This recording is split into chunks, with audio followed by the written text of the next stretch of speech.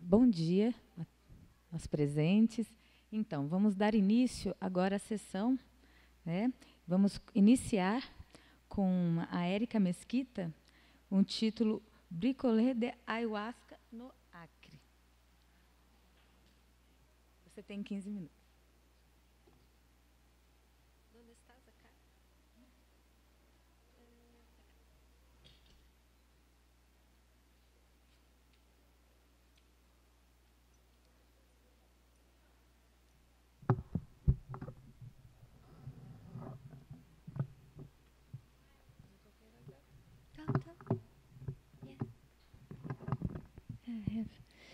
Bom dia a todos e a todas. Acho mais fácil ficar com o microfone na mão. Eu vou falar. Eu trouxe aqui várias considerações, tanto é por isso que eu coloquei como título Bricolé da Ayahuasca no Acre, porque são considerações que nem todas as pessoas que estão aqui sabem, e é meio um bricolé, uma colcha de retalhos mesmo, e com uma pesquisa em andamento minha, e já também pontuando coisas que várias falas já foram feitas durante o evento. Bom, enfim, para quem não sabe, a gente tem no Acre 22 municípios, 101 mil habitantes, censo do último do IBGE, né, de 2010, e aproximadamente 10% da população, isso no estudo preliminar meu, são utilizadores ou já utilizaram ou utilizadores com frequência, ou já utilizaram alguma vez a ayahuasca, chá, ayahuasca, daime, ou o nome que a gente tem para bebida. Utilizam como uso ritual, né, como as igrejas, né, o DV, Santo Daime, Barquinhas, várias denominações dentro do Santo Daime, que não é isso que eu vou tratar, e uso terapêutico, que é o caso do Caminho de Luz, e o uso não religioso, que são os indígenas, e além do uso individual não institucionalizado, né? Porque a gente sabe que aqui no Estado é comum a gente que vive aqui, eu moro agora em Rio Branco, a venda e a comercialização da ayahuasca.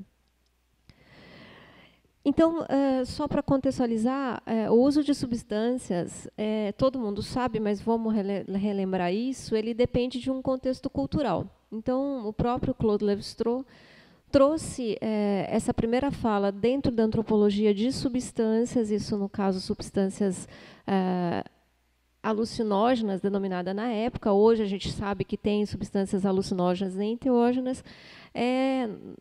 No artigo, né, Os Cogumelos na Cultura e Antropologia, na Antropologia Estrutural 2, de 1972. Então, é um texto muito interessante de Lévi-Strauss.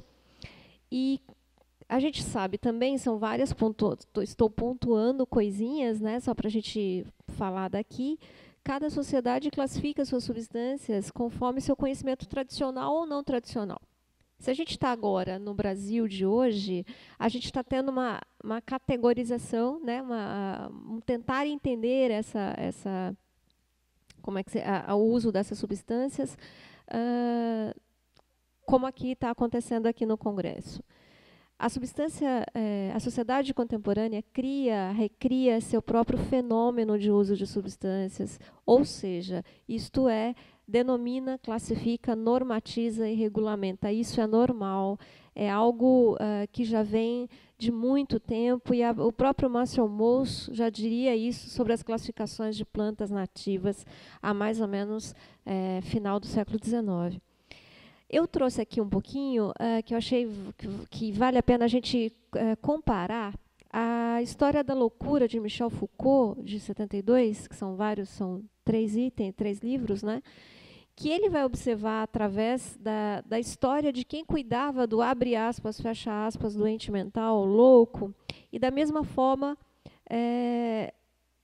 como que esse cuidado passou de uma classe religiosidade para uma classe biomédica.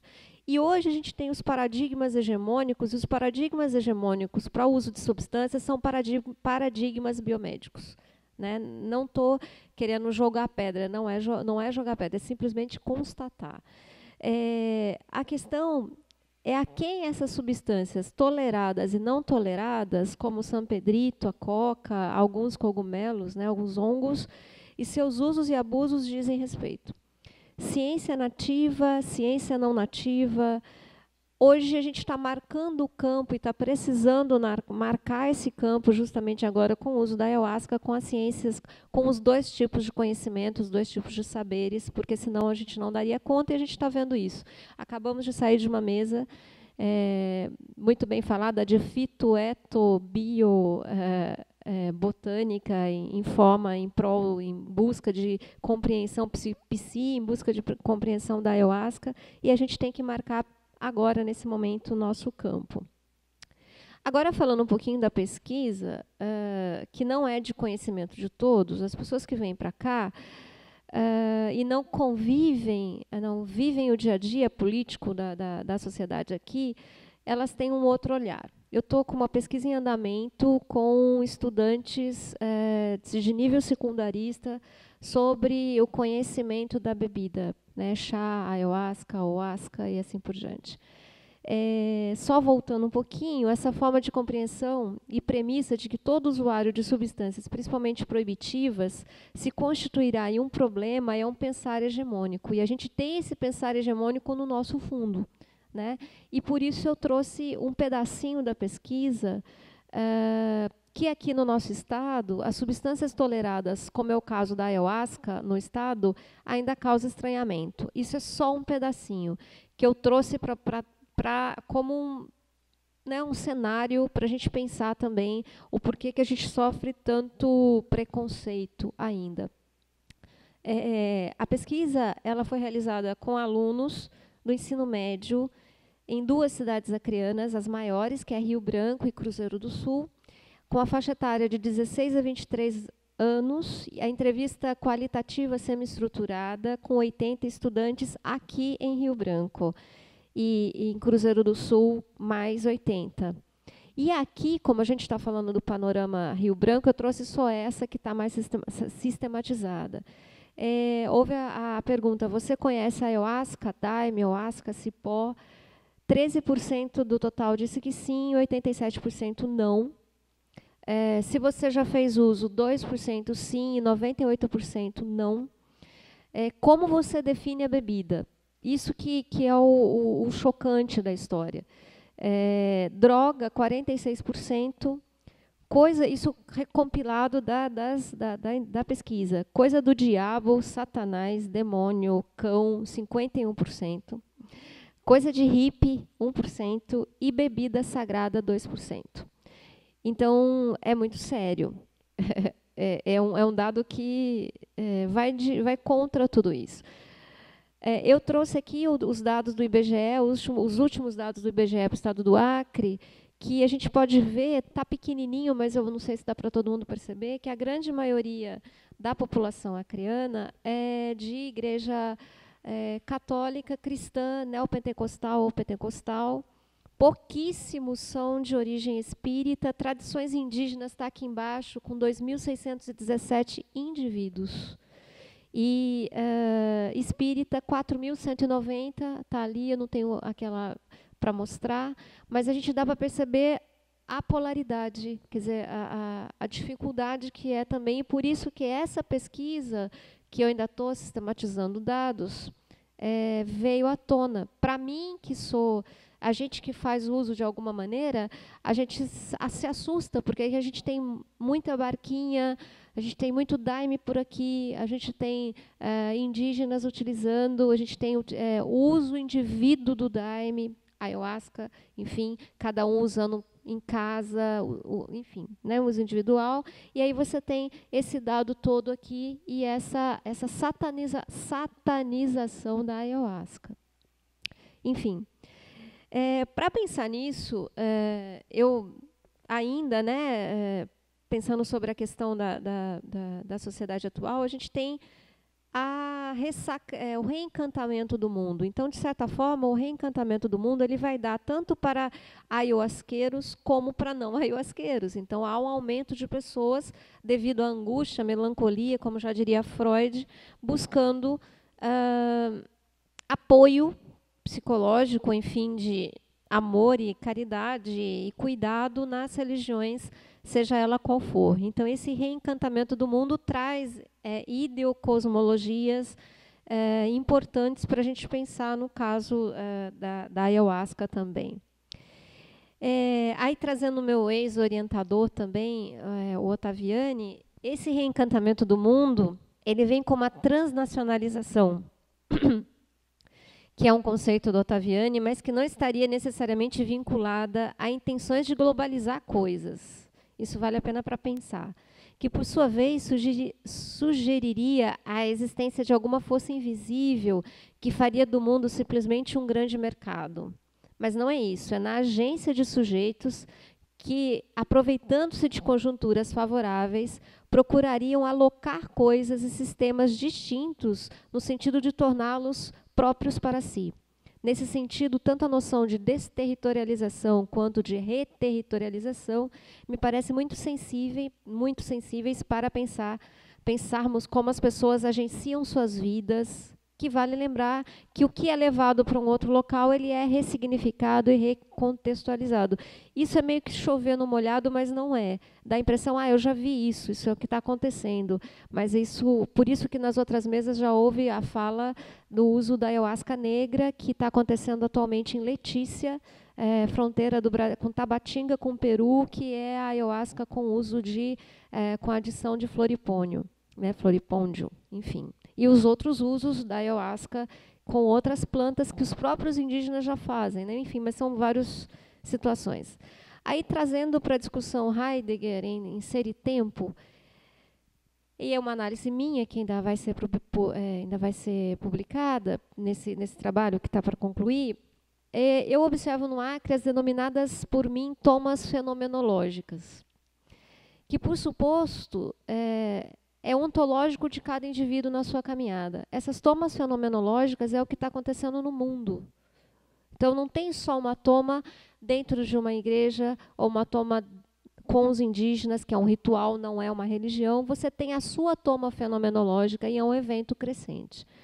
Contrariando essas visões, é o que estamos fazendo aqui neste evento, essas visões paradigmáticas hegemônicas.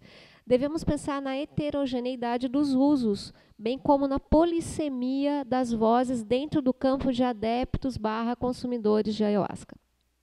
Os processos e usos estão em constante devir, e a gente sabe disso, e vão haver outros, e a gente não pode engessá-los. Eu trouxe aqui também um pensador, mais no campo da psicologia, mas que ele conversa muito com a antropologia, que é o Carl Rogers, e ele observa que devemos ter empatia sem julgamento, né? É o ouvir e aprender o outro, que também é a postura do antropólogo perante os outros e suas outridades. E, de acordo com Carl Rogers, no livro Tornar-se Pessoa, o estimar ou amar e ser estimado e amado são experiências que promovem crescimento. E é isso o que a bebida nos coloca como planta maestra. A compreensão do outro como ser no mundo é a empatia, e a compaixão seria a saída para embates desnecessários. Que a gente está vendo muito embate por aqui, né? Então, que contraditório, né? Aí, só para pontuar, a produção de plantas maestras sustentável ou não sustentável, no Acre, algumas religiões como a UDV é sim sustentável, eu conheço, mas em outros lugares não é sustentável, principalmente na região de Cruzeiro do Sul, no Croa, várias pessoas fazem uso e abusam da extração do cipó e A folha é mais tranquila, mas o cipó não. A gente tem a problemática dos índios urbanos, que para eles a ayahuasca é uma medicina e eles não têm acesso a essa medicina a não ser por via de uma igreja.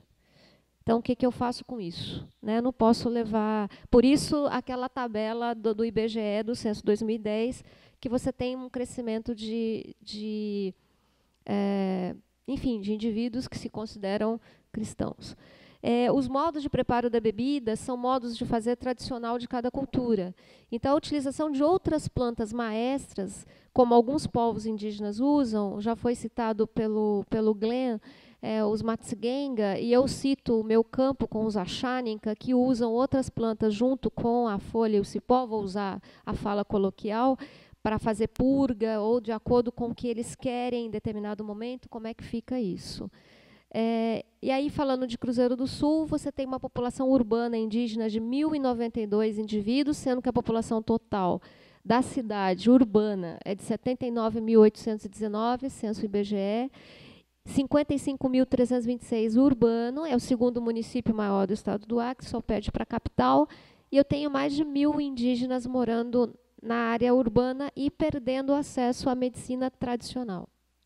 Vou rapidinho, lembrando aqui, trazemos, de novo, eu vou trazer um outro pensador, Henry Bergson, em Matéria e Memória, de 1897, quando ele observa que o passado se conserva inteiro, independentemente no espírito e no seu próprio modo de existência, que é o modo inconsciente, que existe em estado latente, e negar a existência desses estados inconscientes, latência do inconsciente ou magia, significa não olhar para o óbvio. Ele, lá em 1897, ele já pensava nesse acesso que a planta, substâncias de poder e planta de poder, podia fazer a esse inconsciente, que depois Jung, Bebeno e Bergson chamou de inconsciente coletivo.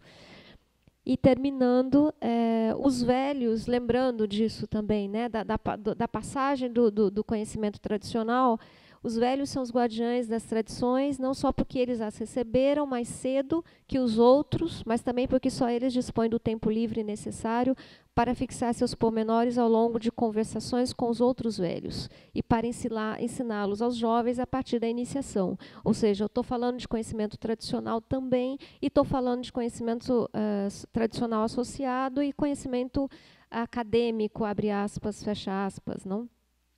Terminando, que eu já estourei o tempo, eu trouxe uma fala de Marcel Mauss, no ensaio sobre a dádiva. Há muitas luas mortas ou pálidas ou obscuras no firmamento da razão. Aí depois a gente fica, qualquer coisa, ficamos para a conversa. Obrigada.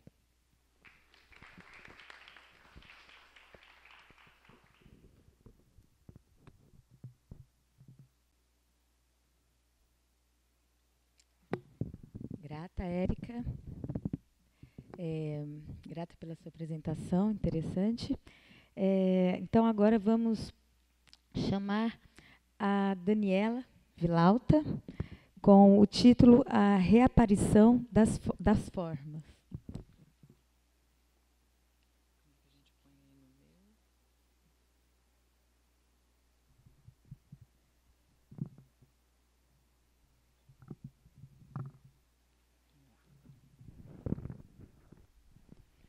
Bom dia a todos, quase boa tarde.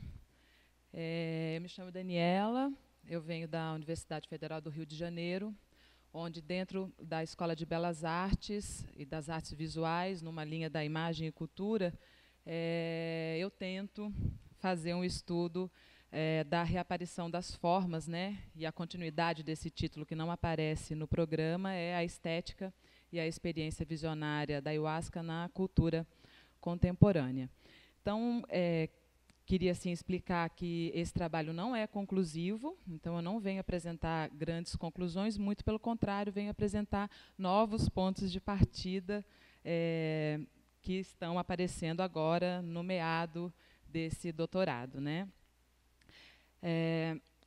Esse termo, né, da reaparição das formas, ele é uma ideia que eu vou utilizar aqui e que eu estou trazendo do campo da história da arte, com o Abe Warburg, né, que na década de 40 do século passado vai aos índios Pueblo, né, norte-americanos, procurando observar as formas religiosas vivas, né, dessas tradições e tentando conhecer um pouco o processo de formação da expressão de imagens religiosas que as experiências que esses povos têm são apresentados. Então, ele vai observar especialmente os intercâmbios, né, das formas de expressão artística, como é que se dá o processo assim de figuração recordada, que ele chama, né? Eles têm uma herança, eles têm uma memória, e como é que eles vão reatualizando essas memórias através das expressões artísticas. Essa noção de reaparição das formas me fez observar algumas iniciativas de uma modalidade da arte eletrônica, que a gente chama de arte imersiva, né, dentro das experiências de realidade virtual, que me pareceram ser inspiradas em elementos do xamanismo ayahuasqueiro. Então, eu comecei a observar, aqui tem uma delas, isso, que existe, na verdade, né, que existe, na verdade, uma espécie de inspiração de algumas instalações artísticas com aquilo que a gente sabe que são alguns elementos recorrentes dentro da experiência visionária que a gente tem. A primeira delas é do Chris Milk, que é um americano, onde ele tem esse ambiente, né, uma cave, um ambiente grande, com 3 telas, né, um ambiente tripartite, onde as pessoas param diante da tela e, à medida que vão interagindo com essa tela, vão se transformando em pássaros e vão vivendo as experiências de um pássaro que alça um voo existencial, e que morre e que renasce. E quando eu vou ver o memorial descritivo dessa obra, eu vejo que ele está todo o tempo ele está chamando a atenção para que o que ele gostaria que aquilo reverberasse nas pessoas é a profundidade de uma experiência espiritual. E aí eu comecei a olhar e falar, olha, interessante, né? Porque um dos elementos do xamanismo é a transmutação do corpo do xamã em jaguar, né, em algum animal. Então, como a ayahuasca, eu considero que ela é uma tecnologia vegetal capaz de nos dar essa habilidade, aqui eu falei, nossa, será que ele não está, de alguma forma, já que a gente tem que considerar que a ayahuasca está no mundo, especialmente a partir dos últimos 20 anos, né, ganhou essa ideia, será que ele, por um acaso, não teve uma experiência e não está nos colocando diante dela na sua expressão artística? Eu ainda não tenho essa resposta, porque esses artistas ainda não me deram feedback das comunicações que eu lhes enviei. E uma outra instalação que começa em 2013, dentro da Universidade de Oslo, na Noruega, se chama Submergence. Ela é de um coletivo de artistas europeus, e a ideia desses caras é também criar uma cave, criar um ambiente com o uso de lâmpadas de LED, 8.000, 10.000, 12.000 lâmpadas, conforme o ambiente, o tamanho do ambiente que eles têm, e eles vão fazendo um trabalho, que aí eu acho que também tem a ver com outro aspecto do nosso, né, do xamanismo ayahuasqueiro, que é a alteração de percepção, espaço-tempo, brilho e som. Não é? Então, eles colocam as pessoas para entrarem nesse ambiente, eles vão alterando as cores dessas luzes, vão introduzindo sons, e as pessoas vão, também, conforme a expectativa desse coletivo, a ideia é que as pessoas tenham experiências de alteração da consciência. Então, os memoriais descritivos dessas obras estão me chamando a atenção. Então, comecei a olhar para tudo isso e reparar que a gente poderia estar diante de elementos recorrentes da experiência visionária da ayahuasca, né? Muitos brilhos, muitas luzes, muitas cores. No entanto, como eu não tive uma resposta efetiva desses artistas sobre se esse processo criativo deles estava ou não, de alguma forma, inspirados por essas experiências, eu fui levada a ter uma impressão de que talvez o que eu estivesse vendo mesmo é uma possibilidade estética da ayahuasca. Então, eu acabei mudando um pouquinho o foco, né? O Jeremy Narby fala isso na experiência dele. Se você ficar muito focado naquilo que você quer ver, você não vai ver o que você tem que ver. E eu acabei desfocando um pouco e encontrando, de fato, alguma coisa que me interessou muito mais, que é perceber. eu acho que podemos, em ciência a gente não fala eu acho, né, mas eu presumo, eu suponho, eu tenho uma hipótese de que a gente pode pensar, sim, em possibilidades estéticas advindas, naturalmente, da nossa experiência visionária. A experiência visionária, para todos que já, de alguma forma, tiveram contato com a ayahuasca, ou em qualquer uma das suas denominações e linha, ela é uma experiência de performance estética, né? Você tem experiências que são visuais, mas você tem também experiências táteis, experiências de paladar e de odor, né? As mais fortes são as visuais, mas elas estão articuladas às auditivas. Então, você tem uma série de elementos. Então, acabei focando, a partir disso, aqui é um outro ponto da mesma instalação, acabei observando que talvez eu pudesse falar, então, dessas possibilidades estéticas, né? Formas estéticas recorrentes, assim como o Warburg vai falar disso nos tratados aí da história da arte dele. Então, esse ponto é o ponto em que eu me encontro nessa pesquisa, né, de doutoramento, essa percepção de que há possibilidades estéticas para a gente pensar a experiência visionária, né? Aqui eu fiz uma seleção de alguns artistas mais alocados na cultura amazônica, tá? Numa cultura amazônica. Eu acho que eu não posso falar de uma experiência estética expressa em formas artísticas, e aqui, no caso, eu estou pensando aí nessa arte visual, sem falar do Pablo Amaringo, que, na verdade, projetou essa estética para o mundo quando encontrou lá atrás, na década de 80, com o Eduardo Luna, e o Eduardo Luna se interessou pelo xamanismo dele. Ele falou, olha, xamanismo eu não pratico mais, eu não tenho mais autorização, né, porque senão eu vou morrer no campo astral. Mas eu posso pintar tudo que a ayahuasca me mostrou. Tudo que ela me ensinou, eu posso fazer. E ele funda uma escola, né, para justamente formar novos artistas, especialmente Itaipucalpa, né, especialmente artistas de baixa renda, pessoas que têm talento, mas precisavam ser potencializados. Eles vão usar a ayahuasca, né, nessas sessões, e você vai ter agora, então, a partir da década de 80, uma nova geração de artistas huasqueiros, né, localizados dentro desse recorte da cultura amazônica, que estão fazendo a sua arte chegar ao mundo, né? Eles têm uma projeção internacional. Então, eu começo com o Pablo Amaringo, porque ele tem formas estilísticas assim muito particulares, né? E no campo da arte a gente pode trabalhar com essa ideia de formas, de estilo, né? Então, eu não pretendo no meu doutorado, a não ser que isso seja inevitável, mas eu não pretendo fazer nenhuma análise semiótica dessa produção artística. Eu me interesso muito mais por indicar relações entre estéticas, né, entre essa produção e a experiência estética, e apontar elementos plásticos, as formas recorrentes mesmo. Então, começo aí com o Pablo Amaringo.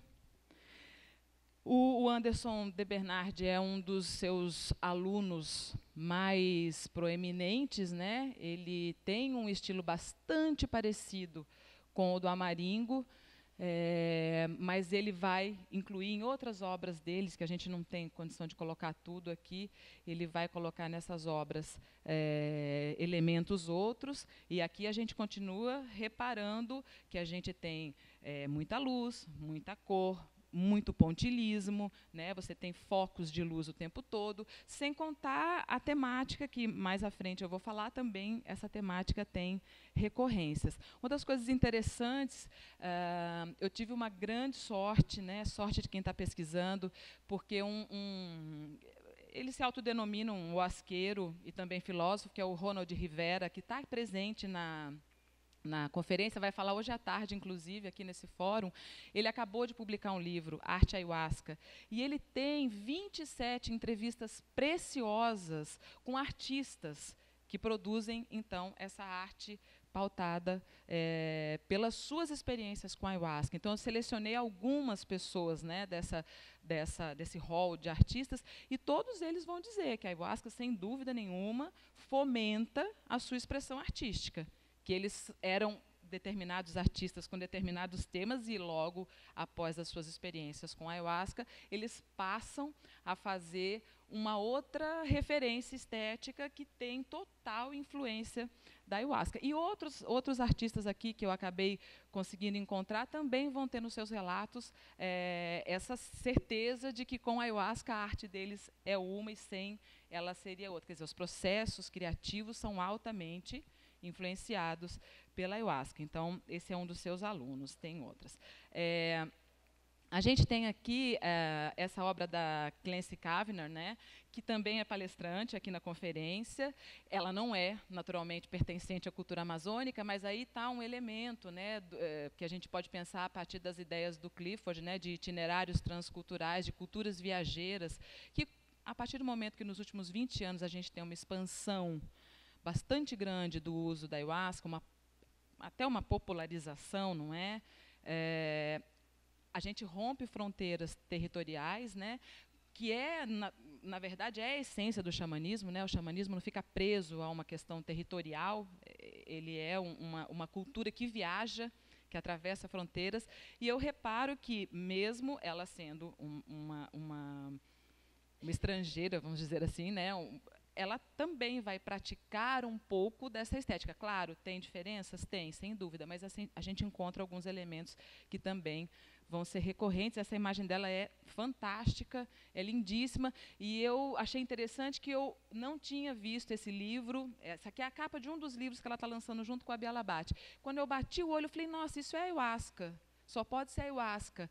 E aí, quando fui ver, falei, super ayahuasca, sem dúvida nenhuma. Né? E um outro artista brasileiro é o Alexandre Segrégio.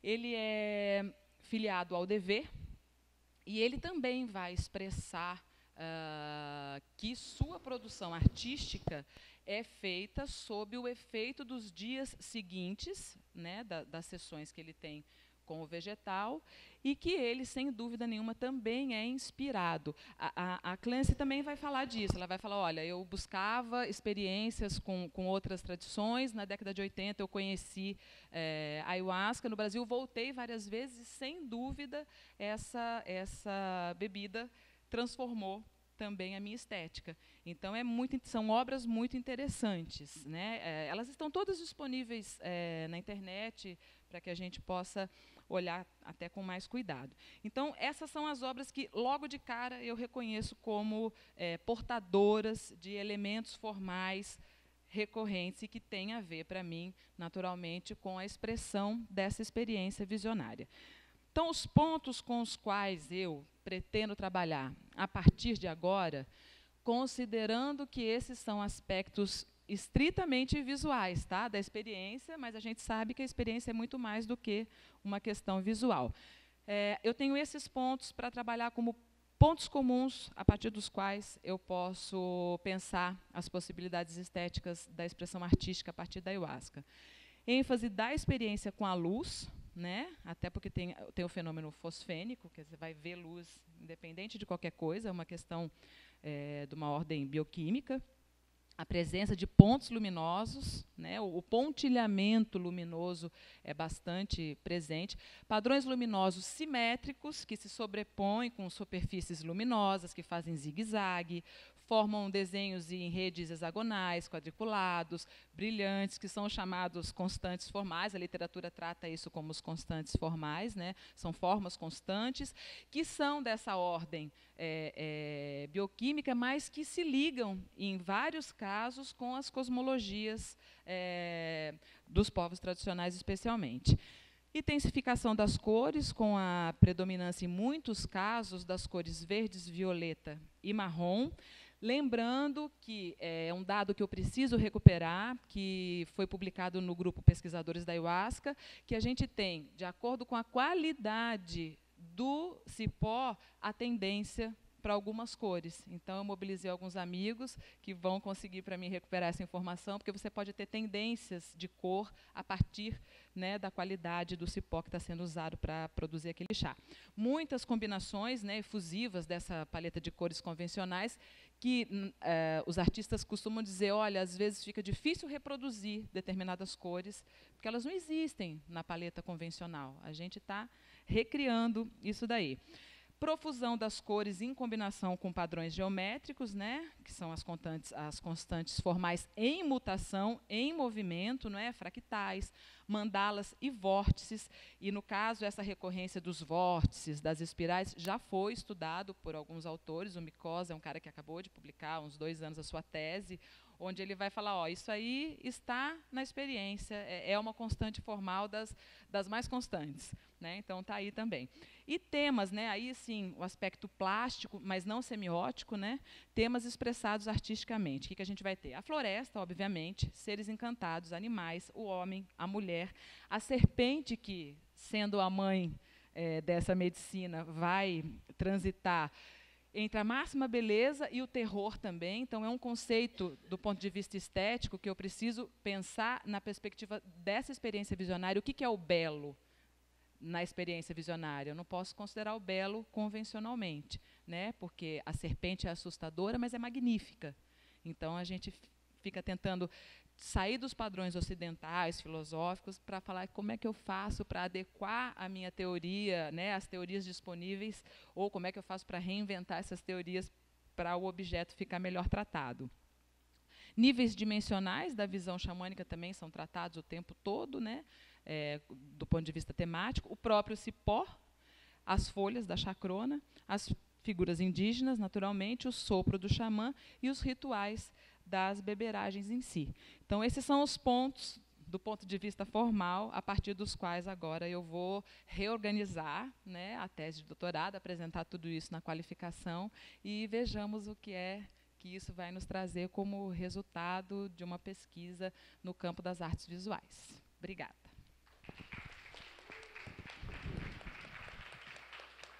Nada como ter amigos.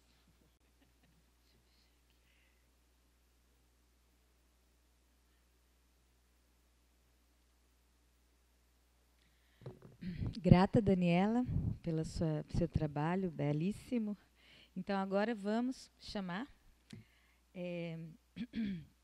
a Márcia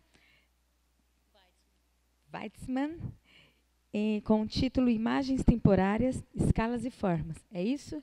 Está completa?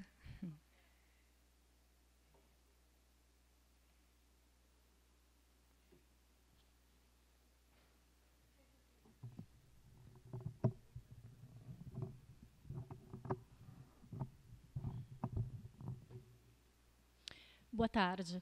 Eu falo em nome também do Márcio Harum, que é curador do Centro Cultural São Paulo, que é coautor desse artigo. O que eu apresento hoje é um artigo. Ele não pôde vir porque está trabalhando, mas está aqui em espírito. Bom, o nome que está no programa é Imagens Temporárias, mas, na verdade, o nome original desse artigo era Imagens da Transmigração, e a gente concordou em mudar o nome no começo, mas depois eu resolvi que não, a gente tinha que realmente deixar a palavra transmigração, porque ela indica não somente a temporalidade, mas também a incerteza na origem dessas imagens e a função e os efeitos. A nossa comunicação aborda, através da autonarrativa, como o uso de ayahuasca provocou algumas mudanças no nosso ponto de vista. Em 2003, uma experiência marcante, com muitas visões, me sensibilizou para as formas geométricas que parecem com ornamentos. Aos poucos, a minha prática artística se tornou bem mais abstrata, bem mais matemática, mais geométrica, se transformou como mapas dançantes. Em 2004, eu comecei a investigação de doutorado na Universidade de Coimbra, que trata exatamente dessas imagens temporárias, finas, impermanentes, fantasmas, em situações de trânsito, de novo, os mapas dançantes, no livro deles, e mutantes. Ao perceber durante esses 10 anos uma certa resistência à questão do ornamento na arte, classificando como primitivo, ou feminino, ou infantil, eu fui buscar as razões e eu percebi que a origem dessa resistência estava ainda na raiz do modernismo europeu. Esse daqui é um exemplo do Loos, um texto que ainda assombra a arte contemporânea hoje. Vou ler. Os primitivos retardam o desenvolvimento cultural dos povos e da humanidade, porque o ornamento não só é produzido por criminosos, ele mesmo é criminoso na medida que é nocivo à saúde humana e causa danos aos bens nacionais e, consequentemente, ao desenvolvimento cultural. Como eu disse antes, esse pensamento ainda assombra a questão do ornamento na arte contemporânea em 2016. Obviamente que, na época, teve reação a esse tipo de pensamento um tanto racista e... Bom, eu vou ler, então, uma das reações do Alois Rieger do mesmo ano. O ornamento é uma necessidade humana elementar, mais elementar que a necessidade de proteger o corpo. É como se fosse um desejo artístico, decisivo. Nós queremos trabalhar mais, obviamente, com a ideia do Rieger.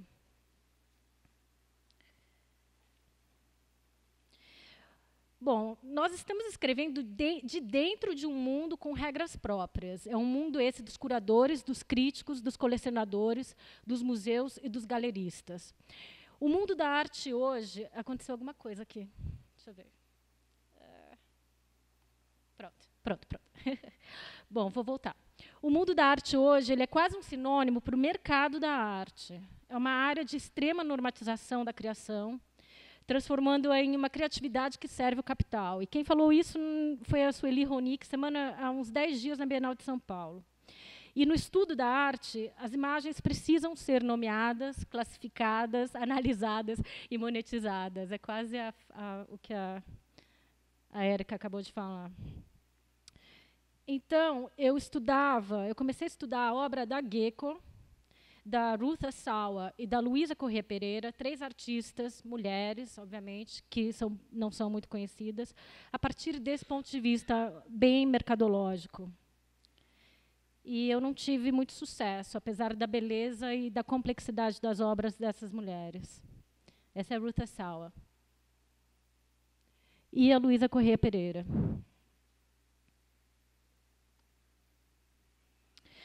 Bom, a ayahuasca foi importante em 2 pontos. Inicialmente, para iniciar o olhar para essas formas geométricas de repetição, os ornamentos, e mais tarde, 10 anos depois, em Alhambra, em Granada, como se eu tivesse voltado àquela primeira experiência incrível com as visões, eu percebi que, em nenhum momento, a gente estava olhando para o ornamento como decoração ou preenchimento de espaço vazio, como as pessoas acabam olhando para o ornamento.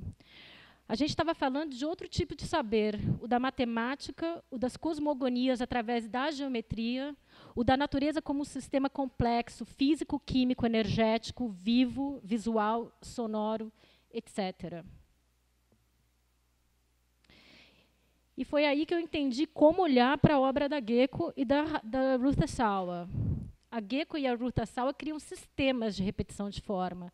E isso é um espelho do interesse que elas têm, e eu sei disso através dos textos que elas deixaram, o interesse exatamente por essas questões maiores, de origem e de destino, de origem da humanidade e interesse pelo destino da humanidade. Da mesma forma, a Luísa Corrêa Pereira, nessa exposição chamada Convocação de Todos os Seres, que vou mostrar de novo aqui. Essa obra faz parte dessa exposição chamada Convocação de Todos os Seres. A Luísa usou formas geométricas como seres vivos, estrelas, vírus, constelações, etc. Ela fugiu da representação mimética da natureza. Ela não falava que ela estava representando uma estrela através do desenho. Ela falava que isso era uma estrela. E a gente já ouviu falar disso das nossas culturas originárias, né? Eu vou voltar a falar dessa obra quando eu falar dos fractais. Eu juro que eu e a Daniela não trabalhamos juntas, tá? Ainda. Então, vamos lá. Eu não sei nem se eu estou falando bem nesse microfone. Tá bom. Bom, dessa forma, a gente conseguiu recontextualizar o ornamento para onde a gente acredita que ele se origina, que são nessas cosmogonias das geometrias, que persistem desde o início da arte, nas cavernas, nos corpos, nos tecidos, na arquitetura, passando pelo Timeus de Platão e chegando à contemporaneidade através da arte computacional, a visualização de dados e até a visualização da matemática. E também na arte dos povos originários, que há muito tempo fazem uma arte que pertence ao aqui e agora. Existe também uma resistência na arte contemporânea de classificar essas artes dos povos originários como algo que ficou no passado ou que vem do passado. E o que a gente defende é que não, que esse tipo de trabalho sempre pertenceu ao aqui e agora, em diversos aqui e agoras. Bom, a pergunta original desse artigo era se a imagem criada a partir da intimidade do estúdio da artista se relaciona de alguma forma com a intimidade íntima da ayahuasca. E buscar a resposta definitiva, obviamente, é perda de tempo, mas a gente conseguiu traçar algumas ideias. Essas imagens temporárias, finas, que são pré-realização de uma obra, elas têm pouca função têm pouco a ver com a função mercadológica da arte. Essas imagens temporárias, elas não são ainda símbolos e nem são imagens temáticas. E, por fim, não há mimetismo. Essas imagens não imitam nada. Elas são. Ai, tá. Agora, meio atrasado. Bom, agora eu vou ler uma citação. Quando você desenvolve o olhar para a geometria fractal, você não consegue não ver fractais em todos os lugares. Tudo que você vê é, de uma forma ou de outra, descrito pela diferença entre si mesmo ou entre as coisas que você vê na imagem. É como se, olhando para um vasto dicionário, as palavras fossem pedacinhos de imagens. E a definição dessas palavras fossem pedacinhos de outras imagens. Ou seja, a forma e o significado estão no mesmo lugar. Essas relações não são mais e nem menos a afirmação, pelo meu ponto de vista, de que o que eu vejo é fractal e em todos os lugares. Então, quem falou isso é o Michael Barnsley, matemático. E o que eu acho interessante disso é que ele transforma a ideia de representar a natureza através de uma imagem para a ideia de visualizar a matemática através da natureza. Os artistas adoram o Félix Guattari, não podia faltar. Bom, o Félix Guattari definiu como ecosofia, ou como objeto ecosófico, o que trata de uma ecologia das subjetividades humanas, ou um tipo de ecologia dos saberes, ecologia das ciências. Das imensas rupturas socioculturais surgem novas problemáticas ecológicas e transversais. E ele diz ainda que a arte, por fugir de um ideal caduco de cientificidade, aproxima-se muito desse objeto ecosófico. E aí, com a carta branca do Guattari, eu fiz algumas perguntas. Se pensarmos no que vivenciamos no íntimo das nossas experiências com a ayahuasca, existe uma mensagem ou uma função da beleza desses ornamentos geométricos? Serão imagens de algum sistema complexo, cósmicos ou mentais, ou ambos? Serão imagens mentais ou imagens provenientes do corpo? Serão mapas? Serão mapas que o corpo desenha ou serão peles? Serão membranas? Serão interfaces? Aí volta a essas experiências de imersão que a Daniela descreveu. Serão respostas para alguma questão? Serão resultados? São resíduos? Química, física ou biologia visualizadas? Isso é matemática visualizada? São essas imagens abstratas e geométricas a indicação que intuímos algo maior, das escalas de complexidade que existem entre a cosmologia e a microbiologia? Antecipamos coletivamente, através da arte, um saber do todo? Intuímos a conexão entre os saberes? Serão essas imagens mentais ou corporais e temporários, mapas sem notações? Indicação de que relações complexas realmente existem? Aprimoramos o nosso conhecimento da natureza ao antecipar, através da imaginação, essa complexidade toda? Não vou responder nenhuma delas, tá? Ok, voltando para a arte, o Oleg Grabar é um teórico da arte islâmica, na verdade, mas ele foi um instrumento. Os textos dele foram instrumentos teóricos para a gente conseguir olhar para o ornamento na contemporaneidade. Ele fala que a função do ornamento é de mediação de uma mensagem, ou beleza, ou prazer, ou tudo junto. Então, se a gente pensar no sublime, que envolve beleza, prazer e ética, eu vou fazer mais pergunta. Estão todas essas imagens, são elas parte de um sistema maior do sublime? São mediadoras de beleza, mediadoras do prazer e mediadores, principalmente, da ética. O sublime é a mensagem? Bom, aqui eu tenho algumas referências só desses slides. O artigo, obviamente, é bem maior. Eu queria apresentar o artigo inteiro, mas não dá tempo. É isso, obrigada. Márcia, grata pelo trabalho. Você tinha mais 3 minutos, mas enfim. Sim. Tá certo.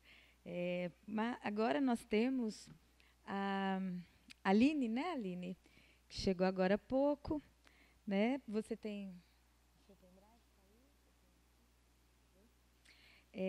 Aline Oliveira, com o título do seu trabalho, Do Chá de Rede aos Festivais, Ayahuasca e Caminhos de Transformação.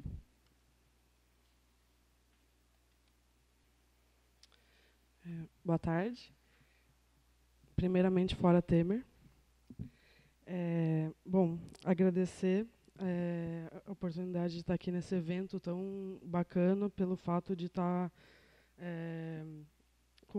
congregando diversos grupos e também, particularmente, para o tema de pesquisa que eu venho trabalhando, eu estou achando muito importante esse evento pelo fato de as pessoas com quem a gente trabalha, no caso, né, esses grupos, sejam indígenas ou não indígenas, também são grandes pensadores com os quais a gente sempre está dialogando, né?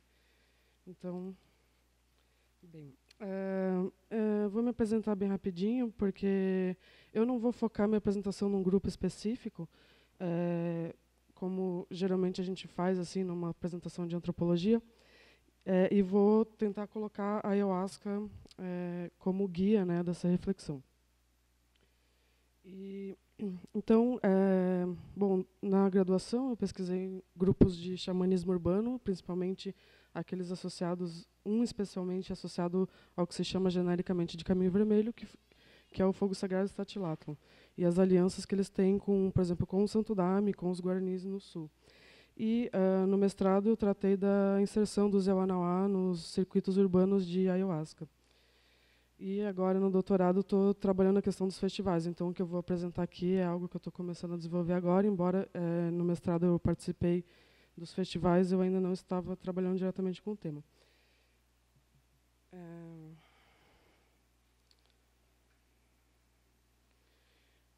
Então, a proposta é trabalhar a ayahuasca como sujeito dessa reflexão. Então, como seria analisar esses processos, utilizando-se de ideias acerca da agência dessa bebida, né?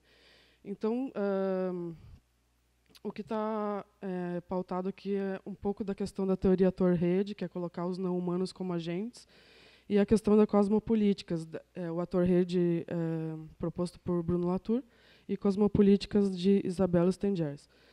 Houveram já algumas produções antropológicas fazendo essa relação entre a ayahuasca, a rede, e pensando como as malhas do cipó foram também se espalhando, como, por exemplo, o Oscar Calava Sais e a Andrea Martini. Então, bom, é uma tarefa quase impossível fazer isso, pensando, por um lado, de que a ayahuasca é múltipla, então, mas ela é una também, então ela é unimúltipla, e nessa unicidade tentar pegar algumas questões acerca do que se fala sobre essa bebida. Então, muito se enfatiza a respeito da transformação, né, dos seres, a questão da força, da visão, né, que são as imagens, e as viagens como deslocamento nos patamares celestes, né? Então, numa proposta da Manuela Carneiro da Cunha, a gente pensar o xamanismo como tradução, ela coloca como os xamãs são viajantes, né, dos campos celestes, e pensar isso como também os tradutores de pontos de vista, né, mais recentemente, e o que vem muito a calhar com essa questão das viagens que os indígenas têm feito nas cidades, principalmente através da ayahuasca em suas diversas denominações. Então, seria um pouco pensar o potencial transformacional da bebida para entender os processos sociais. Então, assim como a ayahuasca transforma os seres, ou transforma o self, numa questão já mais da nova era, ela transforma também os processos sociais de forma muito intensa, dotada de muita força, onde a gente utiliza a questão de uma metáfora da física, né, para falar de vibrações sensoriais e também falando de processos sociais. Então, o termo miração, o termo daimista, que se popularizou nos meios urbanos em diversos grupos, inclusive os indígenas utilizam muito essa palavra quando estão falando em português. Então, ela nos permite falar de várias experiências sem construir uma ideia coerente de contexto, que é um pouco o que propõe a antropologia pós-social, uma vez que fala de um mundo virtual e uma experiência estética altamente associativa de imagens diversas e transformativas. Então, a visão ela traz essa particularidade para pensar como que a visão aproxima mundos distantes em experiências sinestésicas. Quer dizer, se trata, sobretudo, de ver, de sentir, de escutar, de conversar, de ser engolido pela jiboia, enfim. Então, para as análises sociais, antropológicas, é algo muito interessante, pois é muito diferente de você simplesmente estar conversando com a pessoa ou você ter uma experiência de realmente encontrar algum ser que faz parte daquele universo ali com quem você está conversando. Então, para fazer uma breve colocação sobre os PANO nos centros urbanos, principalmente os Yawanawá e os Runicuim, que tem um maior destaque, mas também diversos outros vêm surgindo ultimamente, como no Quini, Kuntanawa, Xauanawa, enfim. Então, até a inserção dos PANO no xamanismo, na questão do cenário do xamanismo no Brasil, a gente tinha principalmente grupos, em sua maioria, não somente, mas muito relacionados ao que se chama de Caminho Vermelho, que seriam esses grupos inspirados em indígenas norte-americanos. Isso é muito interessante porque isso só se deu pelo fato de que algumas lideranças indígenas norte-americanas, como Wallace Black Elk, dentre outros, foram abertos à questão da expansão do conhecimento indígena, né, deles, para os brancos. Então, nisso se formaram muitos grupos que hoje não têm, na verdade, qualquer relação com eles, em alguns casos até eles questionam. Então, uma questão que eu gostaria de colocar e deixar em suspenso é o que vai acontecer, na verdade, no futuro, daqui a bastante tempo, com a questão dos xamanismos em questão que eu estou falando aqui, pois se está espalhando muito rapidamente e não sempre com uma relação tão direta já com os indígenas em questão. Então, bom, um exemplo, eu estive na Colômbia uns tempos atrás e eu me surpreendi quando eu fui tomar ayahuasca com um pajé Witoto e a cerimônia começava com Rausch, e que é, notadamente, uma expressão Runicuim que eles usam em sessões xamânicas e que passou a ser usada como uma espécie de saudação e diversas outras formas, como dar força ao que está sendo falado e, enfim, tomando outros sentidos, né? Então, bom, o que isso interfere? Na verdade, não que as pessoas estejam fazendo nada de má fé, mas, pelo menos na teoria do conhecimento indígena, isso não só do PANO, mas a gente pode ver em vários grupos, tem a questão de que a forma, por exemplo, como um canto é evocado, tanto a situação como se ele foi feito da forma correta ou com as palavras corretas, e isso interfere no que eles chamam de espiritualidade. Aqui a espiritualidade é muito mais relacionada aos espíritos e não tanto uma concepção nova era relacionada a um caminho espiritual e desenvolver-se para o bem. Então, atualmente, o que a gente vê é que os Yawanawá, os Runicuim, têm essa imagem a partir dos Nauá, que são os brancos, de que eles são os originários da ayahuasca. Isso eu já vi em diversos contextos diferentes, diversas casas.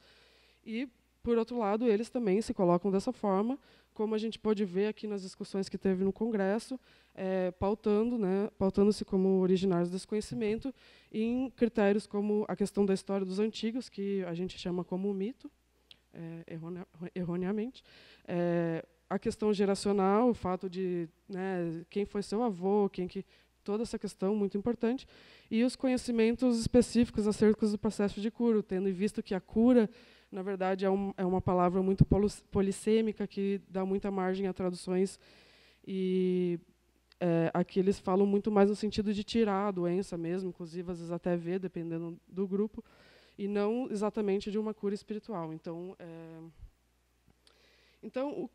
Bom, a questão que eu queria colocar aqui, que eu não sei que tanto vai dar para desenvolver, é o que precedeu esse momento atual, né, em termos de relações desses grupos do Acre, esses grupos indígenas, com os ayahuasqueiros locais. Então, bom, o pano de fundo de tudo isso é que houve muita repressão de diversos grupos de brancos, não só de igrejas, com esse sentido de evangelizar, mas repressões à questão da cultura, das festas, das brincadeiras, do Nishipã, do Uni. Então, cada grupo tem a sua história bem específica com isso. Então, pensando a ayahuasca como rede, então, para pensar o que acontece hoje, tem também que pensar que essas relações mediadas pela ayahuasca entre esses grupos e os brancos já se dava desde os patrões, né?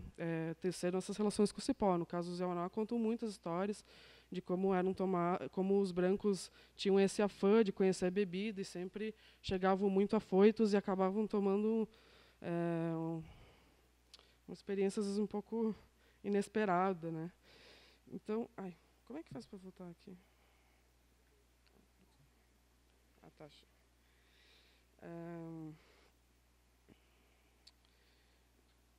Bom, então a questão de fundo que se coloca é os caminhos do cipó da direção da cidade para a floresta, um pouco pensando em Peter Gould, quando ele fala que muito da questão da ayahuasca veio de uma direção da floresta para a mata, no caso do Peru, né, nessa relação com os brancos.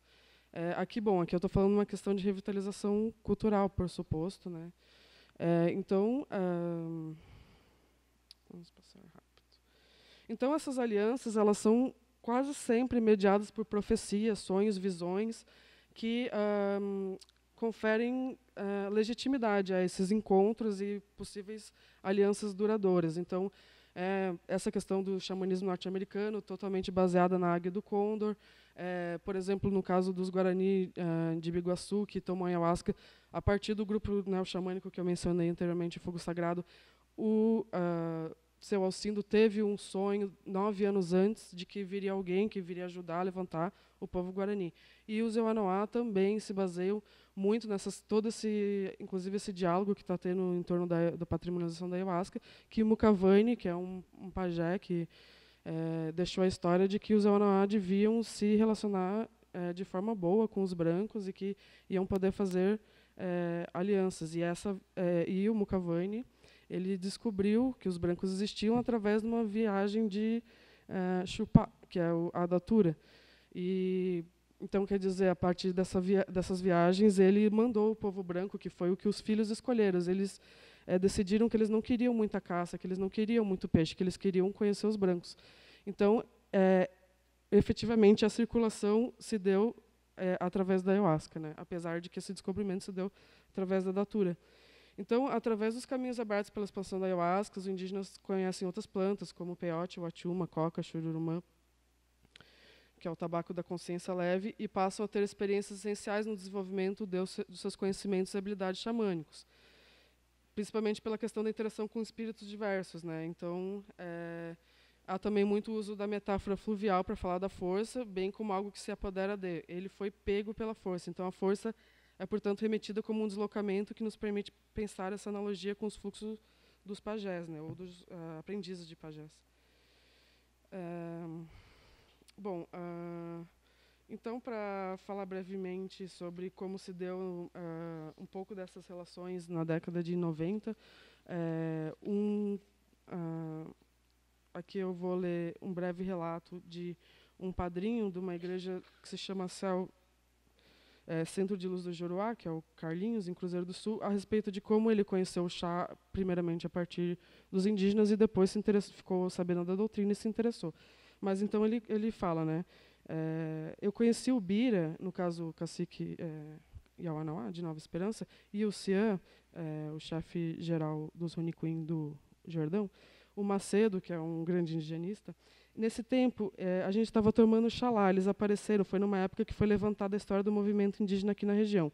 Quando o Macedo veio para cá, na época de 1988, por aí quando foi em 90, o Mirim chegou por aqui, em 91, com a história do chá, tomava o chá. Era um pessoal bem eclético. O Macedo já conhecia o chá, pois ele era de Rio Branco, de Alto Santo, ele era fardado do santo. E aí o Mirim veio fardado também com o Padrinho Sebastião. E aí esse pessoal vindo para cá, com esse movimento, estava começando em Cruzeiro do Sul. Botaram o chá na frente, começaram a fazer o chá e tomar. E aí o local do ponto de encontro foi lá no quintal desse macarrão. O quintal era aberto, legal, tinha um chapéu de palha atrás. A gente tomava esse chá naquele terreno limpo, a gente cantava, tocava, tinha fogueira, então era uma curtição e começou a história daí desse movimento, desse tempo. Então, como ele narrou, né, ele fundou em 1992 a igreja e desde então vários indígenas de diversas etnias participam, como os Runicuim, o Anauá, a liderança Xaninca, Catuquina, Kuntanawa, para tomar o chá de rede, que é em referência que se os indígenas tomam o chá na rede, enquanto o Santo Daime, ou bailando ou na cadeira. Então, bom, para concluir,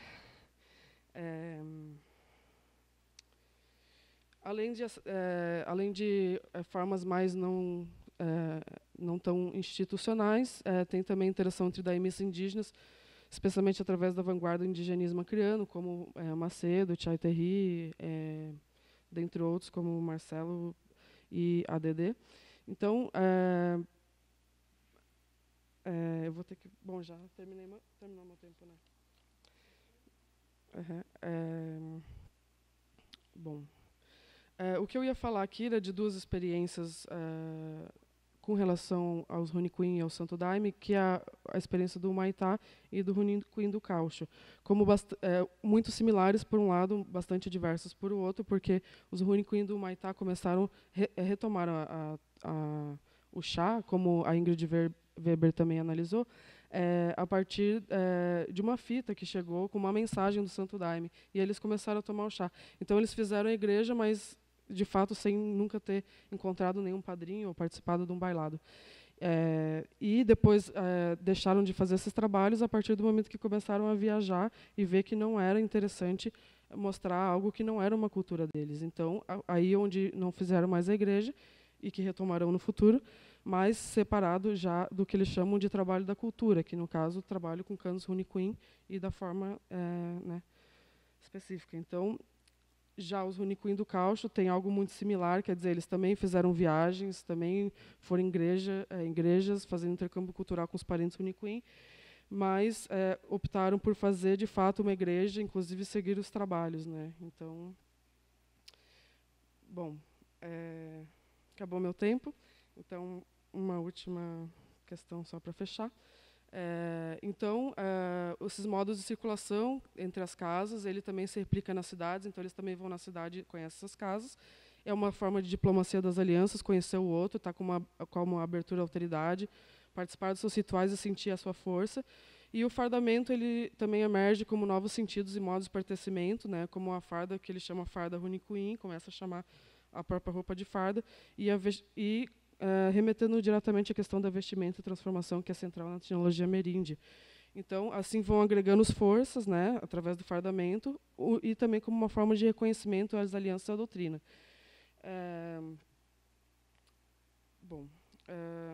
Uma última frase para concluir. Então, o que a gente percebe é que é uma dinâmica muito complexa de afecção mútuas entre os grupos.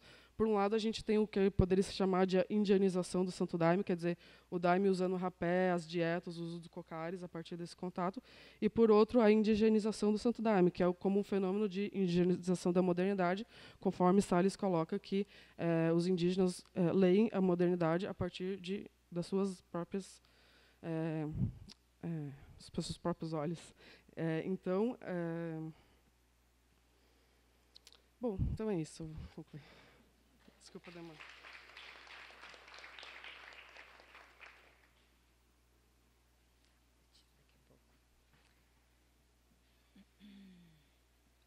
Grata, Aline, pela sua apresentação. Vamos agora abrir para as perguntas, né, que, se puder ser breve, tá? Bom dia ou boa tarde. Eu tenho uma questão para a Érica e uma para a Aline, que são os campos mais afeitos da minha prática. Para a Érica é o seguinte, que os dados que você apresenta são assim, estarrecedores, vamos dizer assim, né? Tanto do ponto de vista da porcentagem, da frequência, quanto do ponto de vista da percepção, que, sobretudo, esses jovens estudantes têm da ayahuasca do Santo Daime. Mas também fazendo a ressalva, né, que o próprio mestre Irineu dizia, né, que o Daime não é para ser oferecido, né?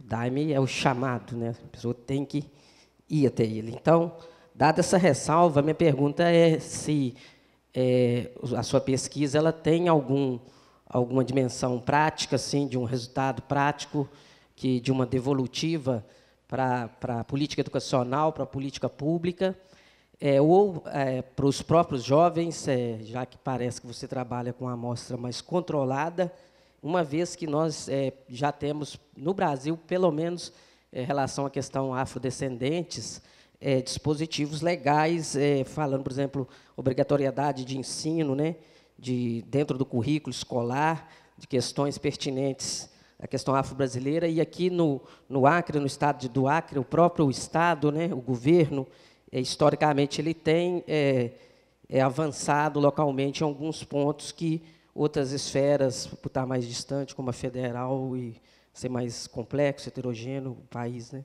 não fazem. Então, essa pergunta é para você.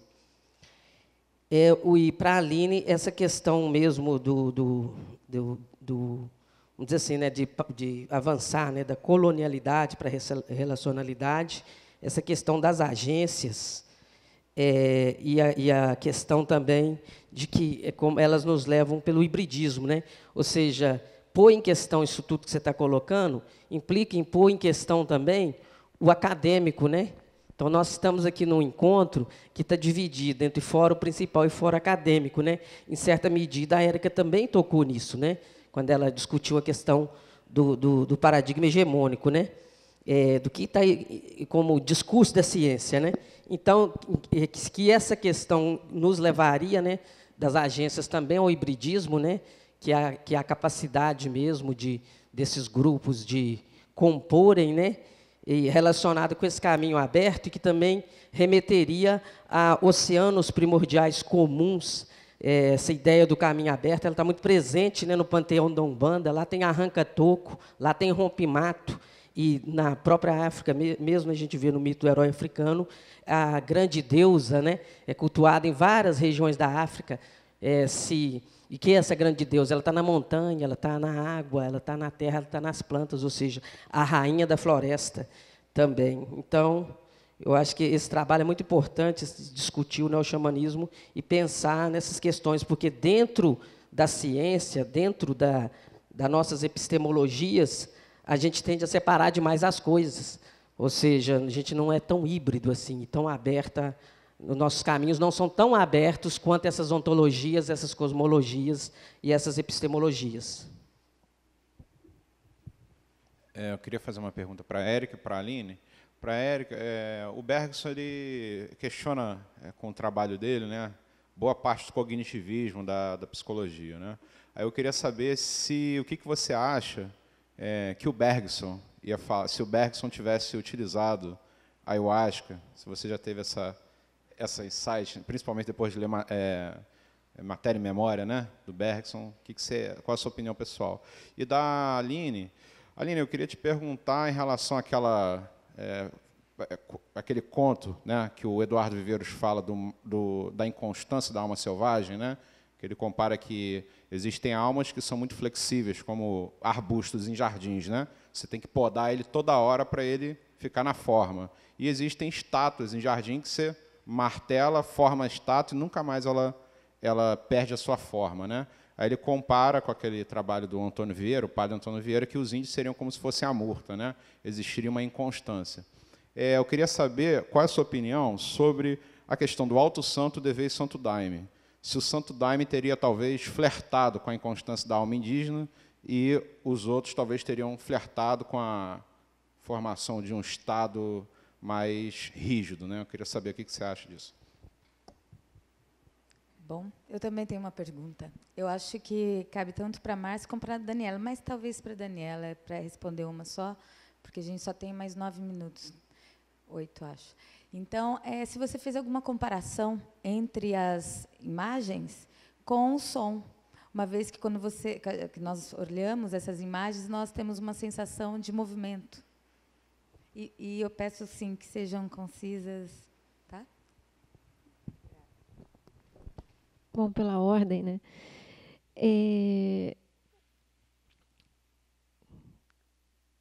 Para a questão educacional, os dados de campo que eu coletei e ainda estou coletando, né, realmente é chocante aqui no Estado.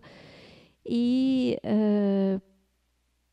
é uma percepção que as pessoas têm devido a, enfim, a base cristã, que é mesmo a cultura brasileira, mas o que eu estou fazendo de devolutiva é justamente desmistificar o uso da ayahuasca. Vou falar ayahuasca, que contempla tudo, não fazendo uma devolutiva acadêmica, né? Então, as pessoas que participam depois têm um convite para ir numa aula magna, né, numa exposição falando sobre. Mas já aconteceu isso em Cruzeiro do Sul. E a volta, tipo, as pessoas que vieram foi muito pouco das pessoas que participaram do questionário.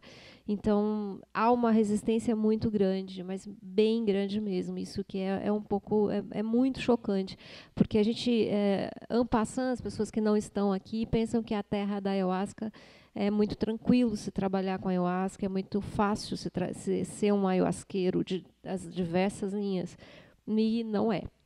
É totalmente ao contrário. Isso em um exemplo até em sala de aula, né, na qual eu ministro aula para ensino tecnológico. Quando eu falei da possibilidade desse evento, né, algum tempo atrás, convidando-os, ninguém apareceu. E a gente pode perceber mesmo no evento que pessoas que estão aqui no Acre ou acreanos é muito pouco. E não tem essa que é a questão do valor. Eu ouvi falar, mas é porque o valor está em euro, está muito caro. Não, não é isso. As pessoas aqui têm acesso, sim. Dá para vir, sim, mas as pessoas não estão, porque tem um certo rechaço. Isso é nítido, assim. Eu esperava ver, até foi uma fala minha para uma amiga, esperava ver professores da área da psicologia aqui. A gente tem aqui no Acre, para quem não é daqui de Rio Branco, né? Eu também não sou acreana, mas eu estou aqui há 10 anos. Você vê que aqui em Rio Branco você tem 3 universidades com psicologia, né? Com curso de psicologia, e a UFAC com curso de psicologia e ciências sociais. Da UFAC eu vi realmente amigos aqui que estão vinculados ao evento, né? Mas da psicologia da UFAC eu não vi ninguém. Eu vi das ciências sociais, né? Até várias pessoas. Então é grave, é muito grave isso. Então tem um rechaço muito grande dentro até do campo acadêmico aqui no estado do Acre, é muito fechado. Enfim. É uma pena. Então, a devolutiva para os alunos acaba eu convidando para uma palestra, a quem participa é muito pouco. Então, há uma certa resistência. O governo do Estado, que eu tenho conhecimento, ele faz essa educação indígena, mas voltado para os indígenas. Não faz voltado para a população. Então, cabe a nós, professores, desmistificar. E não são todos que fazem, não são todos que estão aqui. Então, é um trabalho muito árduo. Tem a ver também com esse discurso hegemônico das religiões cristãs, que é muito forte. E se vocês andaram por aqui, só para terminar e falar outra, tem um bairro aqui chamado Bairro da Paz, que corta a cidade. A gente tem mais de 25 igrejas numa mesma rua. igrejas cristãs. É um bairro chamado Bairro da Paz, é uma rua enorme, né, que corta a cidade. Quem é daqui sabe disso. E dá para levar, quem vai para a Barquinha, saindo aqui da UFAC, necessariamente tem dois caminhos, ou vai pelo Araújo, né, pela grande avenida, ou vai por essa rua. E vocês olham, são mais de 25 igrejas numa rua de 1,5 km. Então, é difícil. Agora, com relação a Bergson, eu sei que o Jung teve acesso. No livro a própria biografia dele, ele teve acesso a várias substâncias toleradas, né, e substâncias que hoje são consideradas toleradas e não toleradas. Mas o Bergson, eu acho que para a altura da época dele, do tempo dele, acredito que não. Mas eu acho que ia ser positivo, até porque ele pensa na fenomenologia do ser. Ele vai influenciar Heidegger quando ele escreve Ser e Tempo, com essa coisa do ser no mundo, do estar vivendo, do ôntico de cada um. Então, eu acredito que ele, se tivesse acesso, ele teria utilizado, sim, mas acredito que pelo tempo que ele viveu, impossível. Dizem que Freud teve acesso. Dizem. Não é nada, tem vários... enfim, eu já li várias coisas dizendo que ele teve acesso não só ao LSD na época, e outras drogas, como a papoula, enfim, né, drogas orientais, mas também a ayahuasca. Isso não é... Porque ele fazia experimentos, né, para criar essa teoria do inconsciente, que eu acho que é maravilhosa. Ele teve, né, como se fosse um chamado, ele recebeu isso, eu acredito sim que Freud deve ter usado. Jung, com certeza, mas Bergson não, mas se usasse ia ser muito mais produtivo ainda e, enfim, maravilhoso.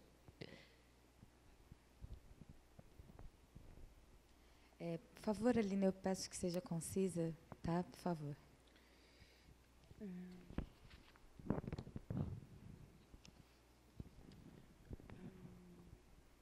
Onde que tá? A primeira pergunta foi você, né? Então, bom, com respeito à questão acadêmica que você colocou, eu acho, não sei se eu entendi muito bem. Não sei se foi pela questão de pensar os efeitos da ayahuasca para pensar outra coisa, não sei se seria mais ou menos isso, acho que talvez. Bom, sobre o que eu teria a dizer assim sobre essa pergunta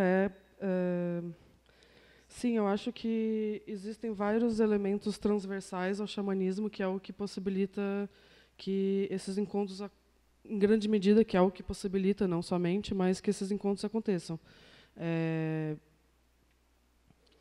Sobre a relação de caminhos abertos, não é que seja tão aberto assim também. Na verdade, todas essas viagens que os aprendizes de pajés fazem, ou não aprendizes, quase todos os cantos gera polêmica nas comunidades. Então, é um caminho que vai sendo aberto, né, na verdade.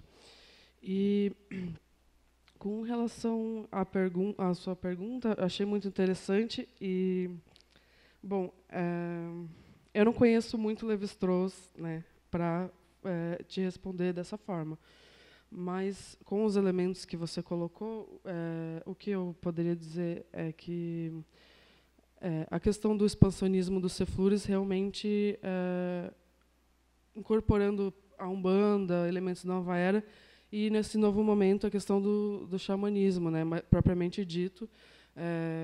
A parte de toda a discussão se Santo Daime é um sistema xamânico, é prática xamânica ou não. Aqui estou falando realmente de encontro, né, entre grupos. Então, acho que sim, o que você falou tem muito sentido, de que eles, no caso, o Ceflures teria flertado mais com essa inconstância da alma selvagem do que as outras, mas, por exemplo, existe muitas relações assim entre a UDV e o Alto Santo, com todo respeito, porque nunca estive lá, mas de escutar das histórias que há sim essas relações, só que elas não estão tão institucionalizadas e não se dão de forma aberta. Como eu falei, por exemplo, a questão dos indigenistas fardados no Alto Santo não estavam, né, assim, diria minha opinião, enquanto fardados do Alto Santo, mas com certeza toda a sua ética e toda a sua forma de proceder com a bebida veio influenciar altamente também esse processo de diversas formas de retomada, né, das práticas. Mas sim, às vezes através da questão de buscar material para o chá, essas coisas acabam às vezes também se relacionando. Então, na verdade, são muitas nuances aí. Mas sim, o Cefures foi aquele que está se relacionando de forma assim mais direta. Justamente também pelo fato de ter se expandido para a cidade, né, e ter se aberto nesse sentido. Temos 1 minuto. Bom, Patrícia, eu não sei se trata de pensar um comparativo, porque eu entendo, do pouco que eu estou entendendo, eu entendo que são múltiplas sensorialidades que compõem essa experiência estética. Eu não sei se eu vou poder separar tanto, nem para fins de escrita. Então, eu vou ter que considerar todos esses elementos, né, para pensar, talvez, uma estética dessa performance, porque a gente fala da experiência visionária, a experiência visionária ela é múltipla, ela não está pautada só nessa questão visual. Então, não fiz uma comparação, porque estou tentando compreender como é que eu vou articular essas múltiplas sensorialidades que, né, nos geram, no fim das contas, essa estética que eu estou considerando possível a partir da experiência visionária. Tá? Grata.